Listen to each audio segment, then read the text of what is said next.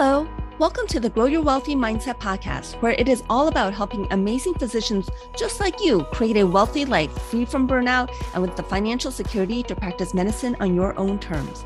I'm your host, Dr. Elisa Chiang. Thank you for tuning in to another episode of the Grow Your Wealthy Mindset Podcast. This episode is scheduled to come out on the day before Thanksgiving, so in the spirit of Thanksgiving, I thought I would talk about the practice of gratitude.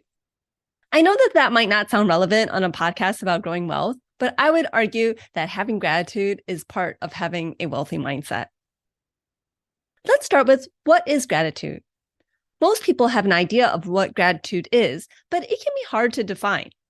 Researchers Robert Emmons and Michael McCullough define gratitude as a two-step process. 1, recognizing that one has obtained a positive outcome, and 2, recognizing that there is an external source for this positive outcome. There have been more studies looking on the effects of gratitude and finding the positive impact on physiological as well as psychological health. Some gratitude practices can increase people's happiness and overall positive mood.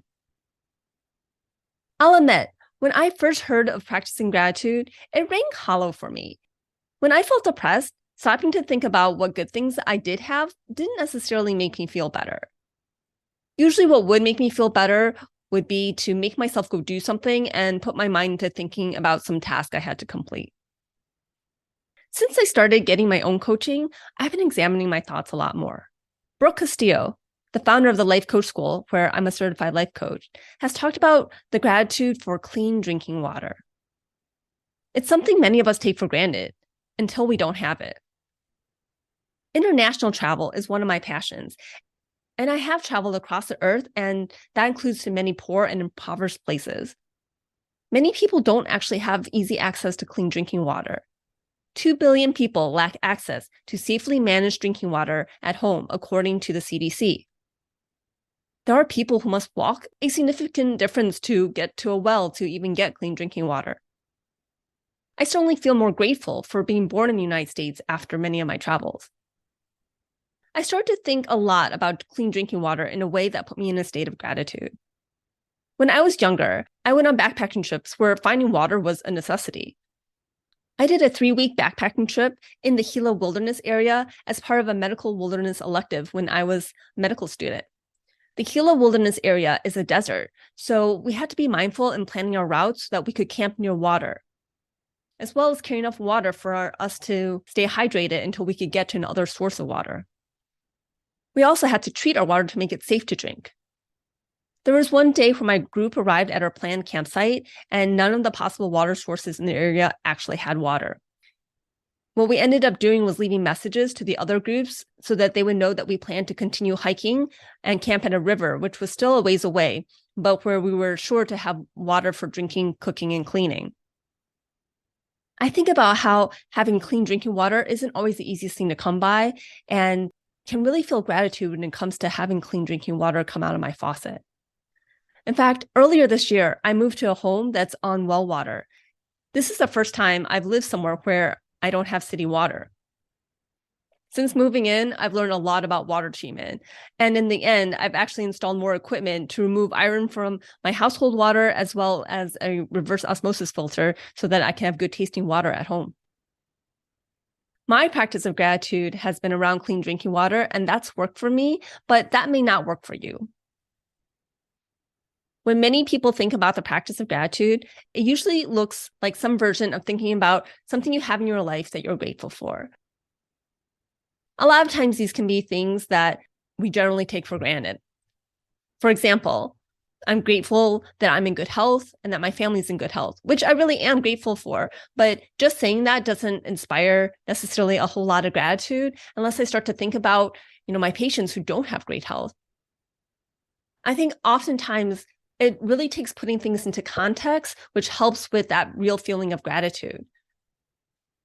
Again, that international travel that I do can often put me in a state of gratitude for what I normally take for granted. So here are some of the gratitude interventions that have been used in research studies. Emmons and McCullough, who I mentioned earlier, introduced an invention they called counting blessings in a study that they published in 2003. This activity involved writing down 5 things for which participants were grateful, either daily or weekly. Many other research studies later have conducted experiments using variations of this activity. Martin Seligman took the counting blessings intervention and added one more step by having participants write down 3 things that went well and then also identifying the causes to those good things. Mental abstraction is an activity where the participant is asked to imagine what life would be like if a positive event had not occurred. Other studies have asked participants to write a letter of gratitude to a person that they have never properly thanked, or some other version of writing a letter that showed gratitude. Earlier this year, I listened to a podcast episode from the Huberman Lab. Dr. Andrew Huberman is a neuroscientist at Stanford. This was episode number 47, The Science of Gratitude and How to Build a Gratitude Practice, which you can watch on YouTube or listen on your favorite podcast app. While I enjoy listening to the Huberman Lab podcast, I'll admit I haven't listened to that many of them because they do tend to be long. And when I say long, I mean over an hour. I love how he goes over the studies and science behind what he talks about, but it can be rather dense. My PhD is in neuroscience, and I'm so fascinated by how the brain works. So if you have any inclination, you may want to check out his podcast. But if you're like me and not that likely to listen to a podcast episode that runs 1 hour and 26 minutes long, I thought I'd share some of the interesting points he made on this particular podcast episode. The biggest one is what makes up an effective gratitude practice. But first, let's go into the neuroscience of gratitude. Our brain is made of neural circuitry that becomes activated under specific situations. There are neural circuits for what's called pro-social behaviors and pro-social mindset, of which gratitude falls under the pro-social category. Pro-social behaviors or mindset is a behavior or mode of thinking that allows us to be more effective in interactions with other people, including ourselves.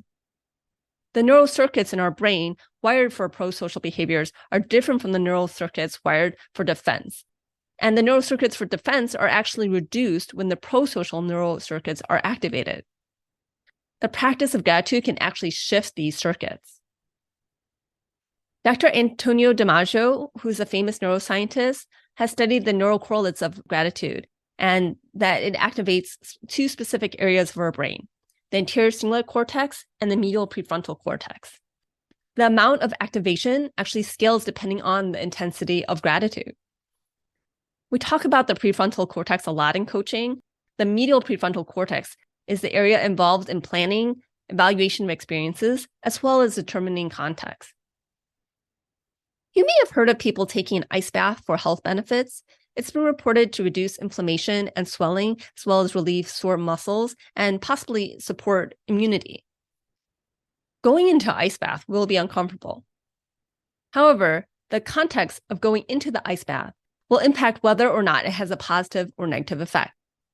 If you deliberately choose to place yourself in an ice bath from a place of choosing that you're deciding that you want to do it for the health benefits, then the prefrontal cortex, which exerts influences on the deeper areas of your brain like the hypothalamus, will send neurochemicals that create a positive effect like dopamine and serotonin and other anti-inflammatory chemicals.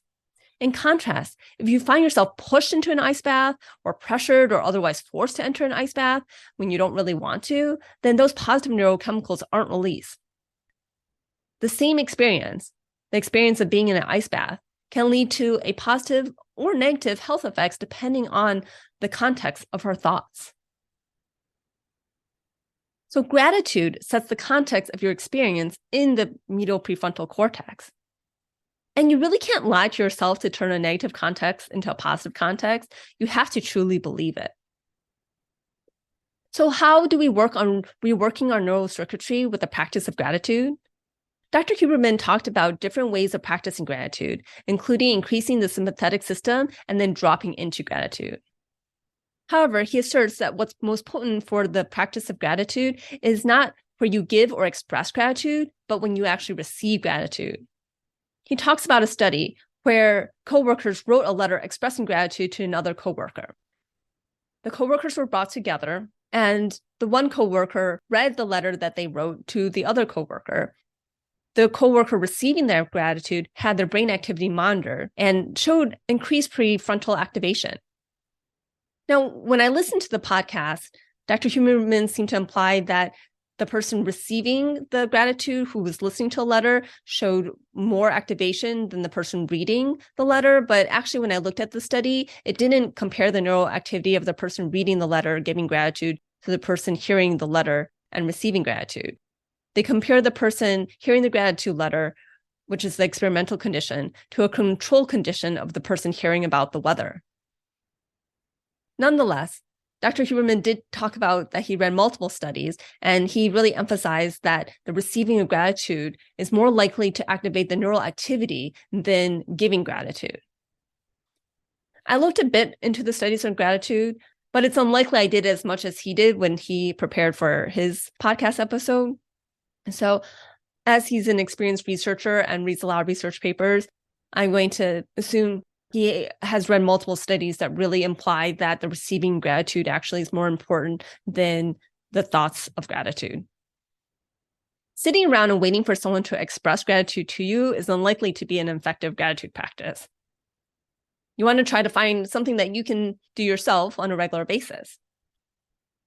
The other condition that Dr. Huberman talks about that has strong activation in the brain for gratitude involved people watching videos of someone telling a story that featured sharing their own feelings of gratitude.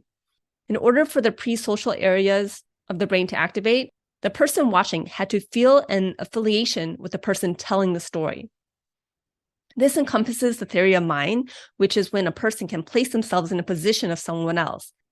And the theory of mind is very strong in the medial prefrontal cortex. To activate gratitude, put yourself in the mindset of a person in a story about humans helping other humans. Think deeply of the emotional experience of someone receiving help and the gratitude that they felt from that help. Try to find a story that's particularly meaningful for you. Take some notes on the story. What was the struggle? What help was given? And something about how that impacts you emotionally. Then when you spend time remembering about the story, or even reviewing your notes on the story, you can actually get back into a reproducible state of gratitude each time. You don't actually need to hear the whole story every time. Just reviewing those main points can be enough to stimulate the neural circuitry, at least according to Dr. Huberman. There isn't really literature to support how often a gratitude practice needs to be done to actually be effective. However, it doesn't seem like it has to be a long practice. In fact, Dr. Huberman suggested that spending as little as 1 minute at a time, 3 times a week, could be enough to change neural circuitry. There has been a randomized control study showing that those in the experimental arm that participated in a gratitude practice by answering questions from the researcher once a week for 5 to 10 minutes had reduction of amygdala reactivity and reductions in their TNF-alpha levels. The amygdala is the area of the brain that recognizes threats and brings about fear. So reducing activity in this area is theoretically towards the side of happiness and away from the side of stress. TNF-alpha, TNF standing for tumor necrosis factor, is an inflammatory cytokine. So decreasing amygdala activation and decreasing TNF-alpha levels is interpreted as having less fear and less stress.